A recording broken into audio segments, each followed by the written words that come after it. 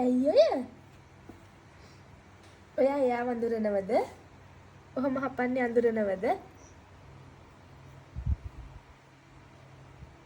එපාලු දැන් එපාලු. සංගුන්නෝ පිස්සු වැටිලා ඇදලා අරගෙන හපන්නේ. දත් ටික කහ පාටයි කට පේනකොට නෑවට මොකටද දත් ටික කහ පාටයි. සංගුලි ඔයා ඔය පුටුවේද නිදාගන්නේ නේද? බුදු අම්මී ගස්සට ගස්සිල්ල. නාලා සනීපෙති නේද? කවුද ඔයාව නෑව්වේ? කවුද නෑව්වේ ඔයාව? කෝලමක් වෙන්න එපා. සංගුලි ඇයි එහෙම හපන්න හදන්නේ? සම්පවුම ඔයා අර වාහනේ යද්දී අර බ්‍රේක් ගහනකොට ඔයා වැටෙන්න ගිහිල්ලා නියපොතු පුප්පලා මගේ කකුල තුවාල වෙලා තියෙන්නේ.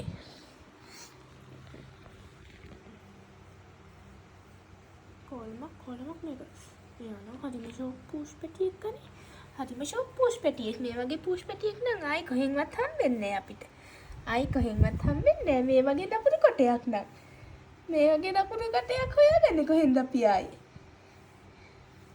මේ වගේ සංගුණෙක් නම් කොහෙන්වත් හම්බෙන්නේ නැහැ යන්නේ.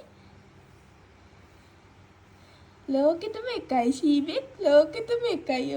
ඔව් නපුරු වෙලා ඒ ගමම්ම හිංසක වෙනවා මේ. නපුරු වෙලා ඒ ගමම්ම හිංසක වෙනවා මතක නෑ මොකද්ද කරන්නේ? මතකයි.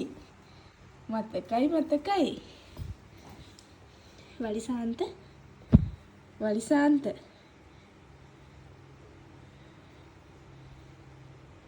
ඔයාගේ ඇස් දෙක හරිම ලස්සනයි යන්නේ. සංගුලි ආදරෙන් කතා කරනකොට තුත්තම් මෙයාට පිස්සු වැටෙනවා. චුට්ටක් ආදරෙන් කතා කරනකොට කවුද අනේ ඉතින් මෝඩයා වෙන්නේ නැත්තේ නේද අනේ? ඔයත් එහෙම තමයි. දොයන්න එහෙනම් උතන. වෙලාව 12ක් පහු වෙලා දොයන්න.